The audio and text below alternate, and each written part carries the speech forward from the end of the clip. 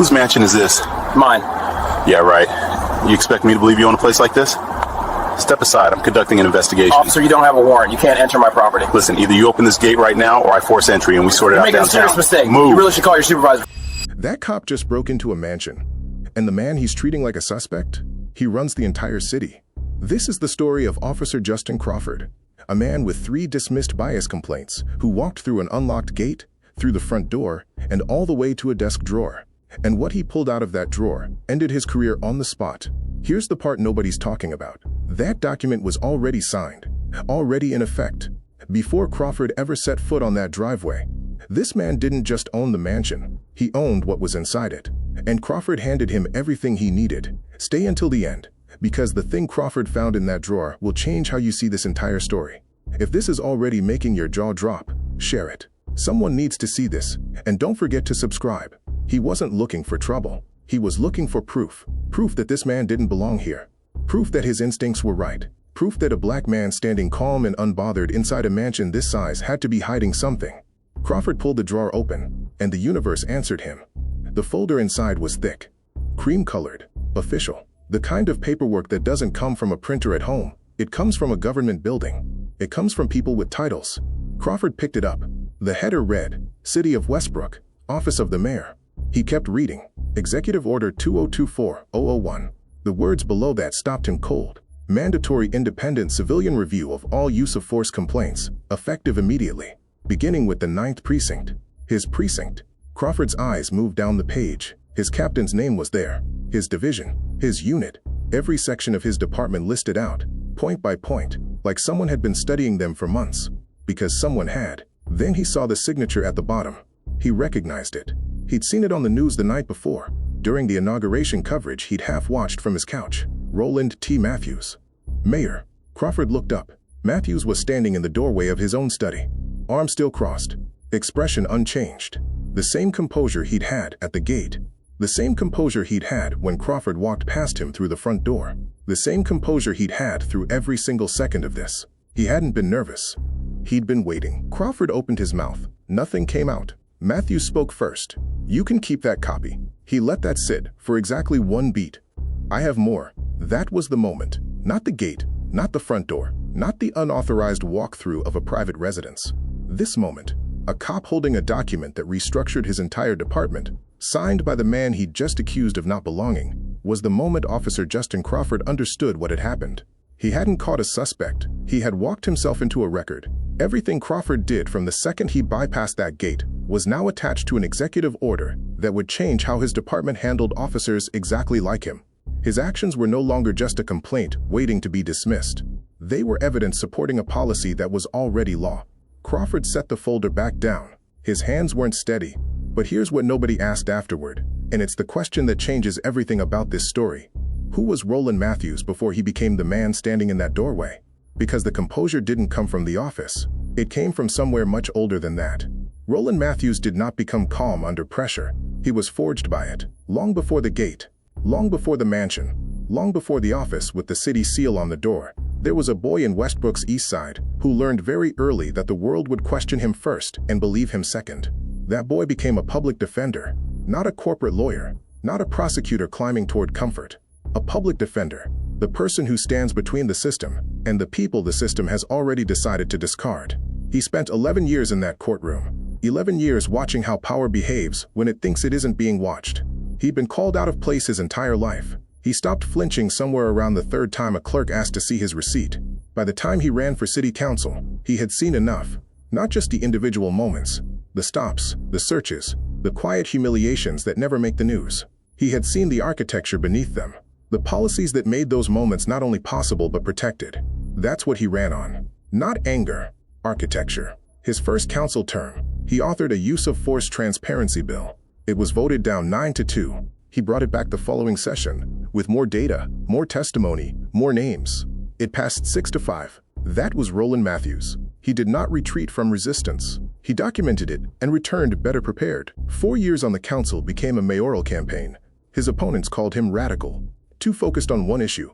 They said the city needed a unifier, not an activist. He won by 11 points. The inauguration was 3 days ago. Most newly elected mayors spend their first 72 hours taking photographs and scheduling introductory meetings. Matthews spent his signing Executive Order 2024001.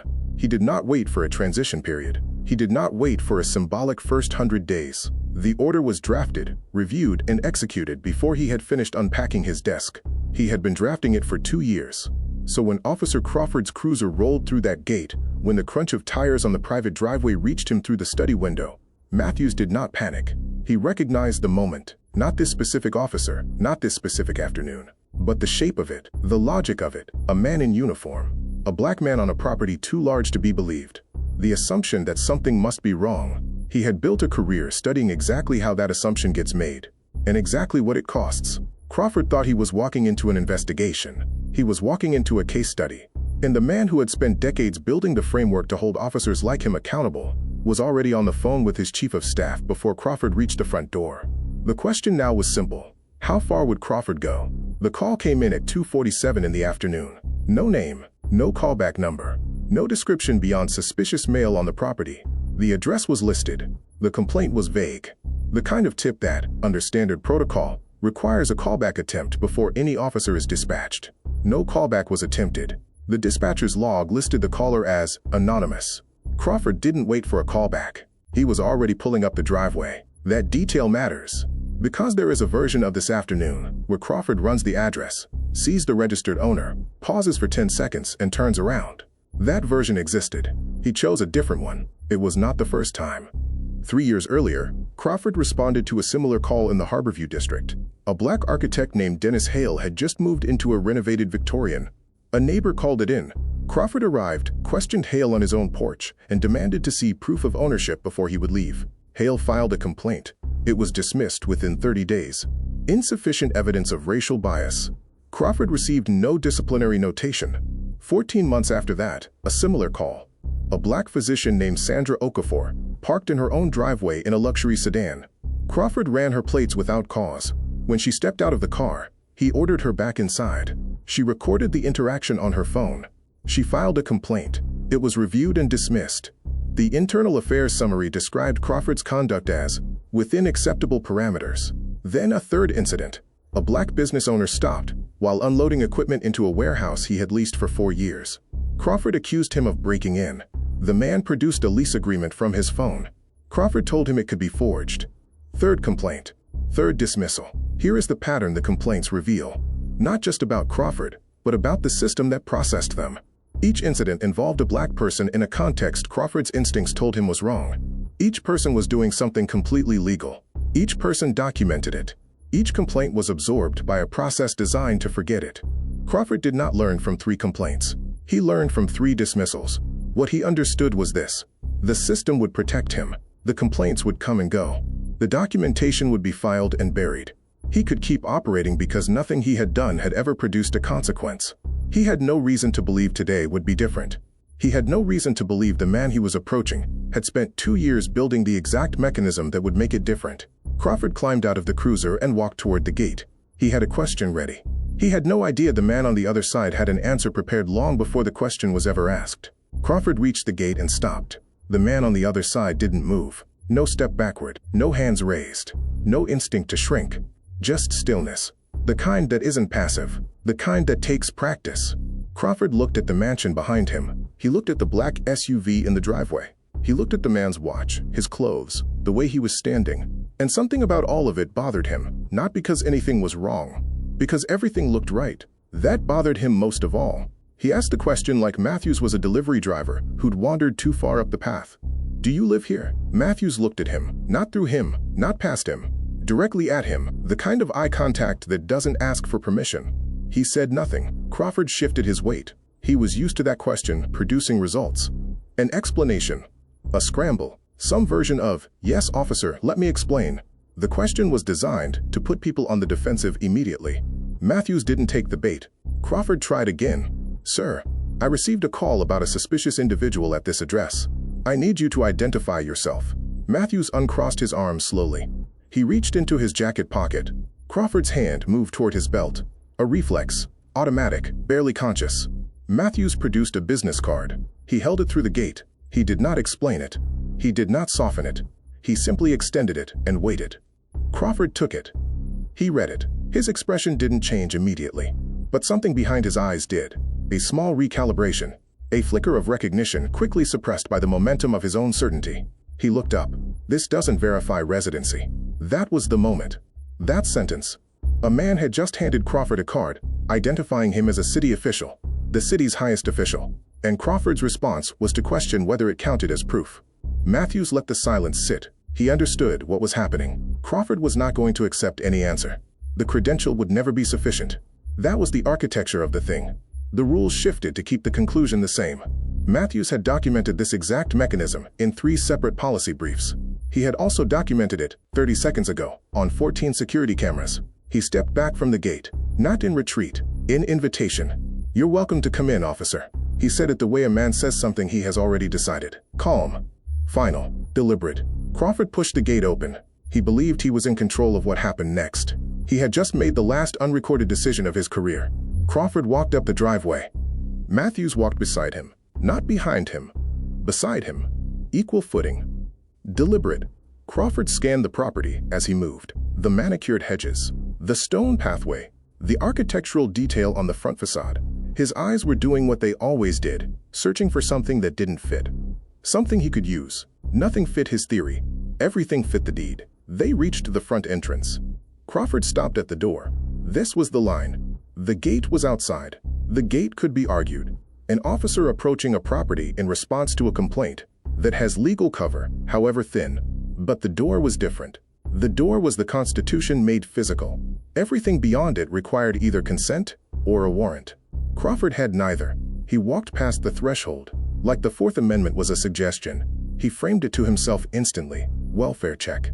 Unverified tip. Potential risk to an unknown occupant.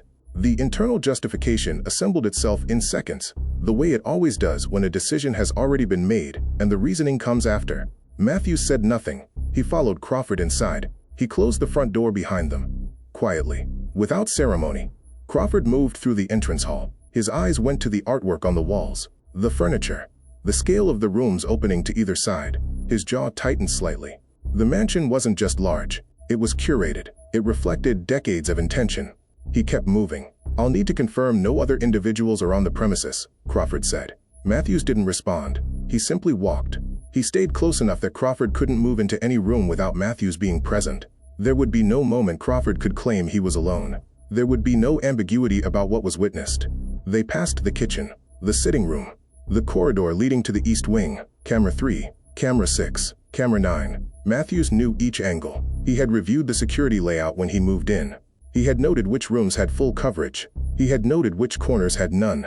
He steered Crawford toward coverage. Crawford stopped at the study doorway. He looked in. Bookshelves floor to ceiling. A large desk, organized, inhabited. The desk of someone who works, not someone who decorates. "I'll need to check this room." Matthews stepped aside, not because he had to, because he was done extending rope. Crawford had enough. The cameras had enough. Every footstep through this house without a warrant was a documented violation compounding on the one before it. Crawford walked to the desk. His hand moved toward the drawer. What he was about to find would not just end his career.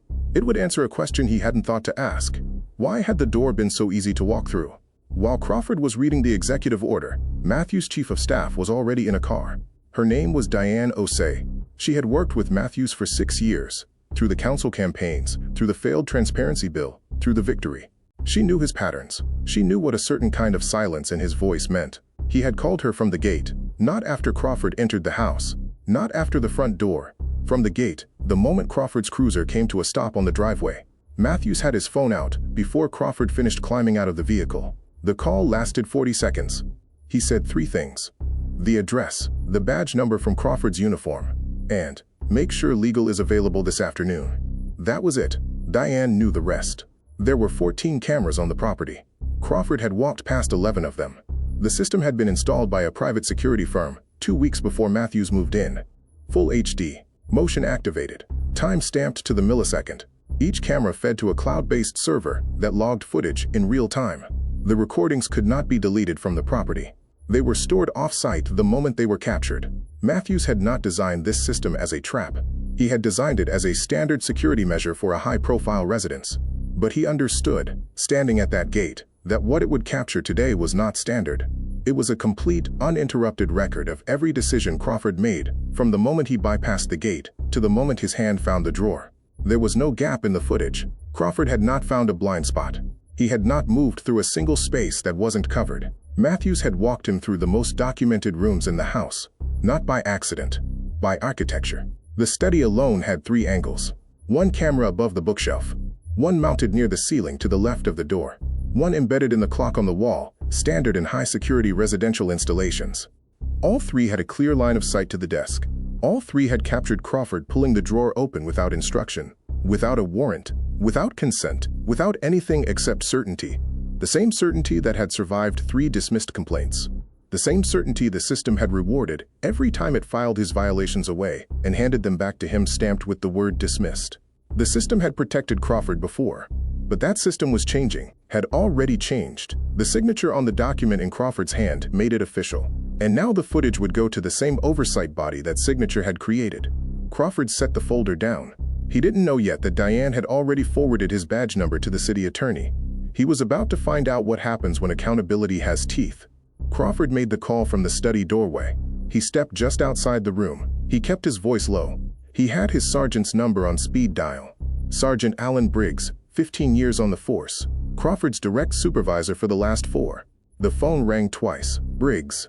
Crawford spoke quickly. He described the call, the anonymous tip, the address, the mail on the property, the refusal to provide identification beyond a business card, the walkthrough. He kept his language procedural. Welfare check, unverified occupancy, standard verification protocol. He did not mention the executive order. He did not mention the drawer. There was a pause on the line. Briggs asked one question. What name was on the card? Crawford told him. The sergeant went quiet for 4 seconds, then said, "Do not touch anything else. I'm on my way." The call ended. Crawford stood in the hallway holding his phone. Matthews was still in the study, still composed, still waiting with the patience of a man who had already won, and was simply allowing the conclusion to arrive at its own pace.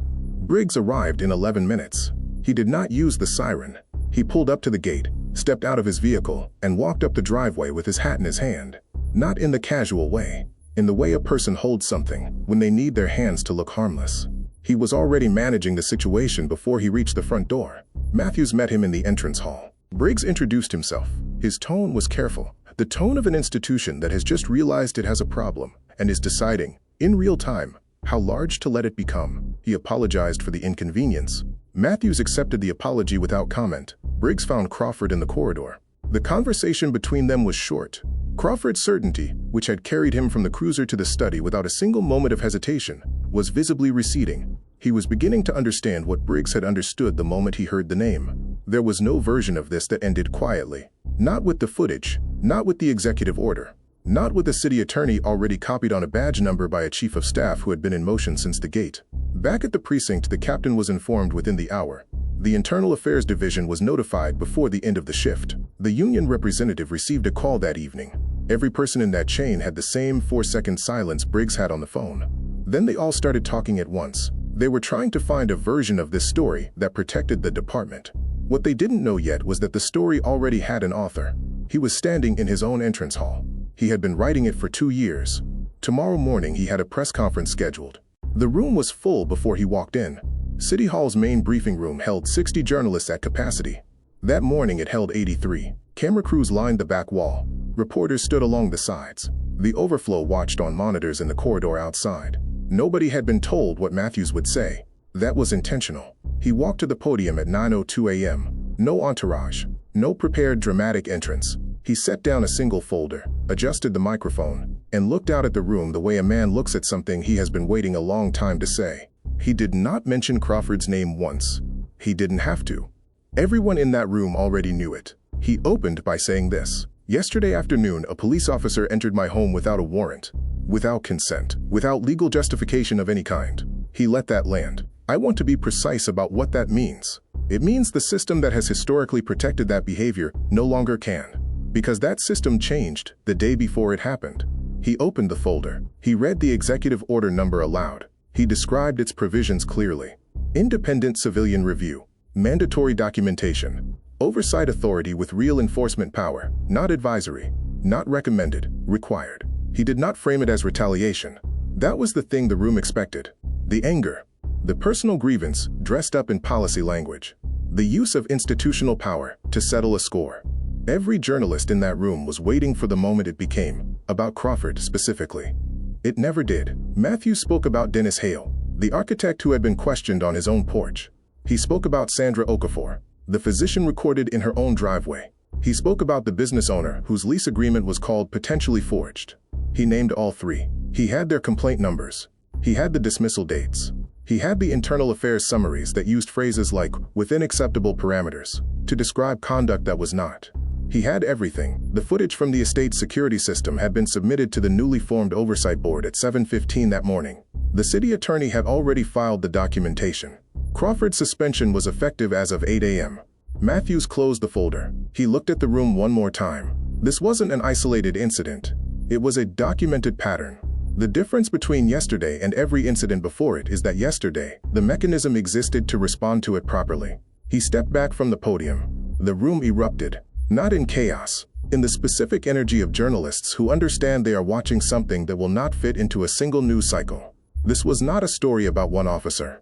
It was a story about what happens when the people a system was designed to dismiss build something the system cannot absorb. But the press conference was only the public face of it. The real test was coming. Crawford's union had already filed a grievance. The arbitration date was set. The question was no longer whether the policy was real. The question was whether it had teeth strong enough to hold. The arbitration ruling came down 6 weeks after the press conference. The union had argued entrapment. They argued Matthews had created a situation designed to produce a violation. They argued Crawford had acted in good faith on a legitimate complaint. The arbitrator rejected all three arguments in writing. The ruling was 11 pages. The key finding was one sentence. An officer acting in good faith does not bypass a gate, enter a private residence without a warrant, and open a desk drawer. He verifies the complaint and leaves. Crawford's termination was upheld. His appeal was denied 4 months later. That was the end of Crawford's story. It was not the end of the story that mattered. 2 years after the press conference, the city convened its first annual oversight review. The civilian board, 7 members, independently appointed with actual subpoena authority, presented their findings to the city council. The number that stopped the room at the 2-year review wasn't the complaints filed. It was the complaints that didn't happen. Use of force incidents in the 9th precinct were down 34%. Racially disparate stop-and-frisk encounters across all precincts were down 41% citywide. Complaints filed against officers had increased because the process for filing them was now trusted. But substantiated violations resulting in discipline had increased faster. The system was no longer built to forget.